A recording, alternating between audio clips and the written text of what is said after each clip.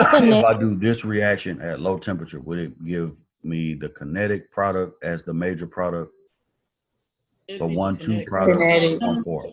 1-2, right? Kinetic. Mm, it's kinetic. Yeah. So the kinetic product is going to be my direct product for this reaction. So it'll give me at low temperature, I'll be dealing with the kinetic product or the direct addition product. Is that right?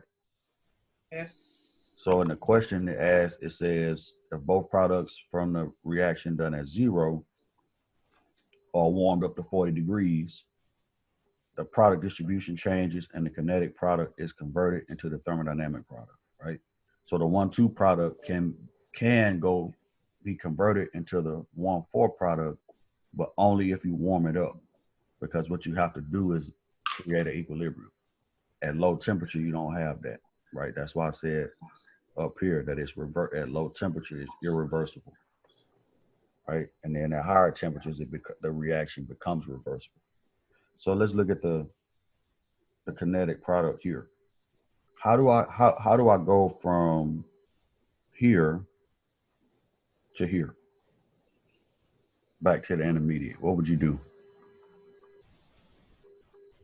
Break Bromine, it down. carbon. I need to lose bromine, don't I? Yeah, you got to go. Right, how do I do that? Can I do that spontaneously like that? No. Really? We didn't do that when we did like SN1 and E1. We didn't lose the leaving group spontaneously. Yeah, you can go ahead. You can. Look at that. Yeah, you're trying to shut me up. Don't do it, Dr. Russell. Be quiet and do it. Right. And then so can we do that? Would that arrow suffice to get us from the product back to the intermediate? No, you need Yeah. a single, I thought. Mm-mm. Um, You mean an arrow like this? I thought the plus charge meant it had a dot. Never mind. Mm-mm. If it had a dot, it would be neutral because it would have 4 electrons around it. A plus charge means I'm taking both electrons in that bond. Okay. Right. But you do realize that there's a hydrogen here too that's not shown, right? Right.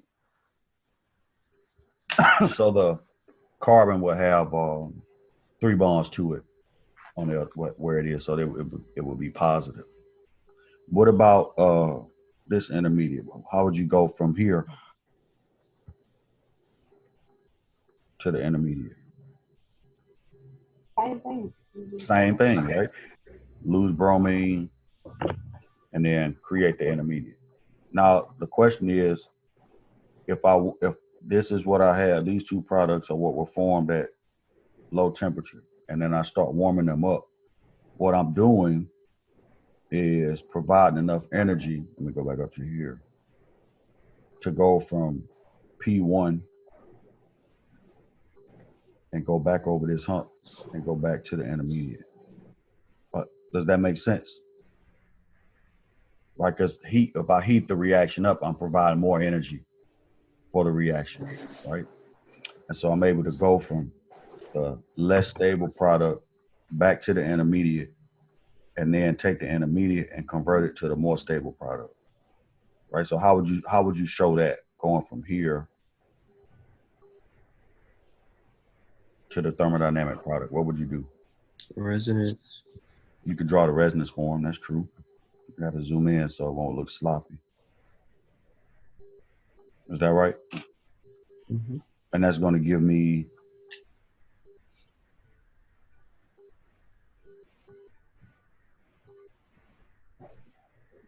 this as an intermediate. Yes or no? Yes. And then bromine can, sorry, bromine can, not that P. Bromine can attack here and then give you your thermodynamic product. The point is that if I take the low temperature product and warm it up, I can convert it into from the kinetic to the thermodynamic product. That's all. That's the point of this question or this problem. Is anybody not seeing it or anybody have questions? I have a question though. So you heating up the kinetic product to Mm-hmm. get to the thermodynamic product. Can you Yes. cool off the thermodynamic product to get it back to the kinetic? Well, here's the thing though, right? if you're doing a reaction, do you want to go back to a less stable product from a more stable product? No. You don't. The goal is to get to the lowest energy state possible, right? All right. So even though you, in theory, you could go back to the intermediate and go back to the kinetic product, that's not energetically favorable, right? It doesn't make chemical sense to do that, because if you get to a more stable product, that's where the reaction wants to stay. Okay. Yeah, that's a great question. Yeah, but so you can go from kinetic to thermodynamic, but it's not advantageous to go from thermodynamic back to kinetic. So what you start seeing is the equilibrium is going to start shifting towards the product that's more stable.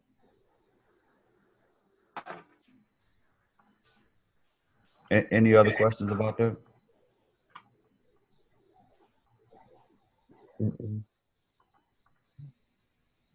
All right, so what about the second example down here? How would you handle that one?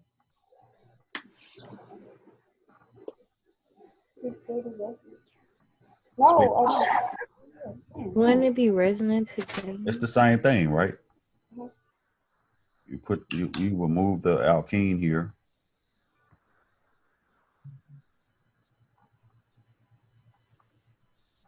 So now your plus charge is here. Is that right? And now bromine can attack right there at the plus charge and give you this product. But the point is that you can take the kinetic and warm it up and force it to become a more stable product. That's all I'm trying to get at for this example.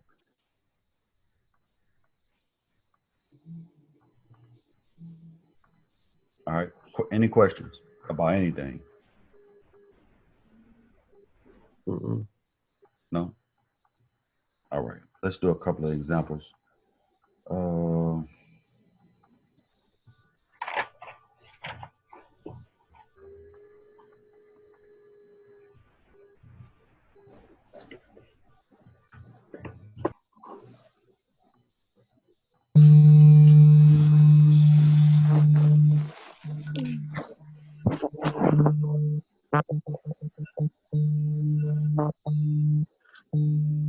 Let's do this example right here, 1645. It says treatment of alkenes A and B with HBr gives the same alkyl halide C. Draw mechanism for each reaction, including all reasonable resonance structures for any intermediate. All right, so let's look at A. Let's take A first. If A is this goes back to your question too, Jalen, about how many products you would get. So do you all see that this is the conjugation right here? Yeah. You see the double, single, double, right? But this double bond right here is unreactive.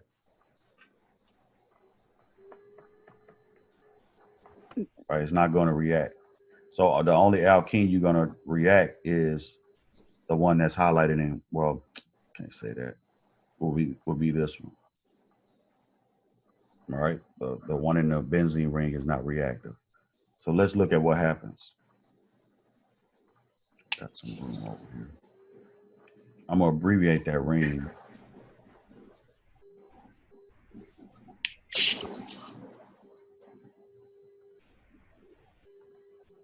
I better not.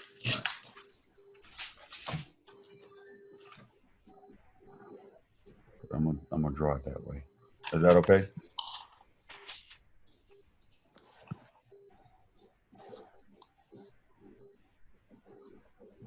All right, so what's gonna happen there?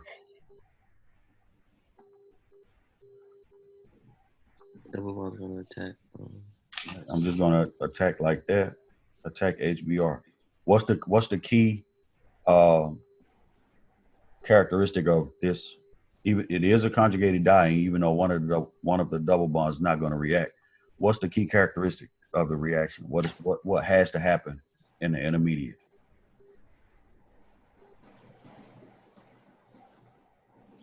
And a lily carbocation. It's got to be a lily.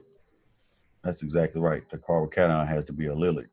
So this is the intermediate here.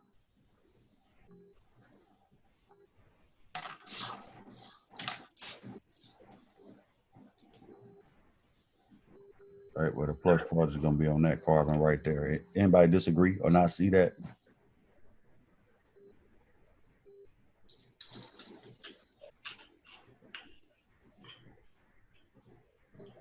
Yes or no?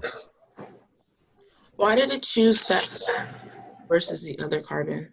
Okay, if I put it on the other carbon right here, that's not a lily. Right? Keep in mind that the definition of a lily is adjacent to an alkenes. Let me put these. I drew the ring a little bit differently, but it's okay. Right, so this double bond right here is going to be adjacent to that plus charge. So it's got the intermediate has to be an allylic carbocation. It can't be non-allylic.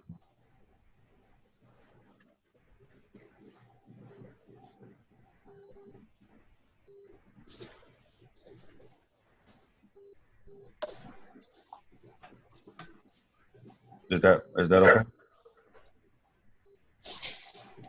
Or no? Yeah. And then so that's where bromine is going to attack at that site right there. And that's going to give me this product right here.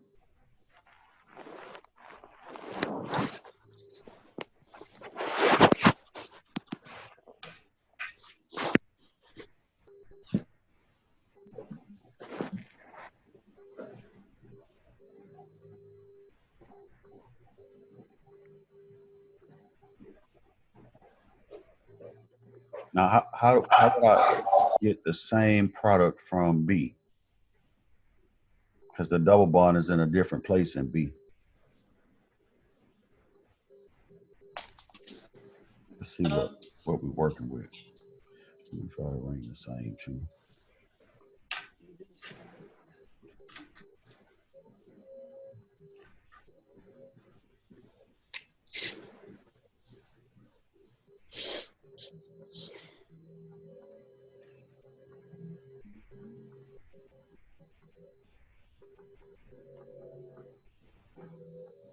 How do we get that same product from here?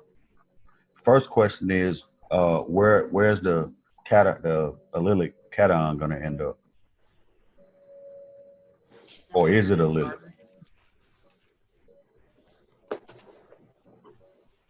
Mm, If this the alkene attack HBr, Would be a hydrogen shift. who was that? I need to buy you something. Yeah. Cash app you. I should cash app you like $5. I would love that. Well, no, because Subway gone out of business because of all this stuff. You could do DoorDash though and do something else. But yeah, so you're right. So let's look at what happens. I need more space so we can see what happens. There we go. I'm gonna do it down here.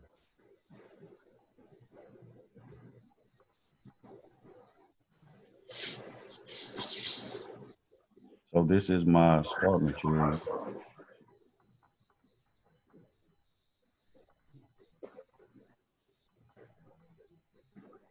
And if I add HDR to that, right, this is going to attack here. Is that right? And it's going to give me this intermediate.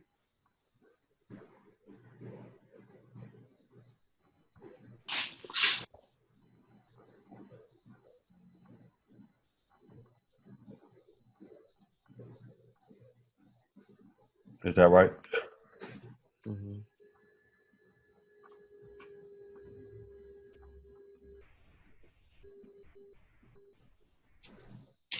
Because even if this cation is not allylic, it still follows Markovnikov's rule. Is that right? That the plus charge ends up on the most substituted carbon. Y'all remember that from part 1? Vaguely. Yeah. Oh boy, that's a really paltry response. And right, if this is the double bond right here that's going to attack, and it's following Markovnikov's rule, that means that the plus charge has to end up here because that carbon is more substituted than this one. Is that right?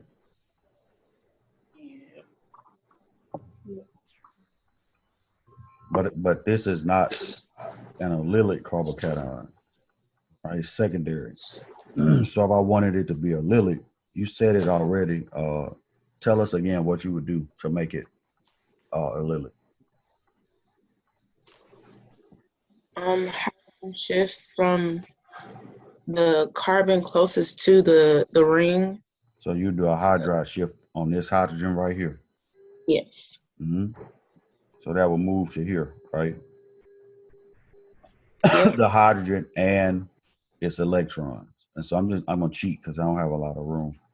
So I'm gonna erase that. And then that's gonna end up putting that hydrogen here.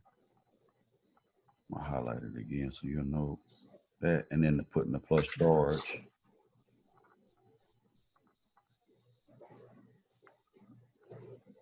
here.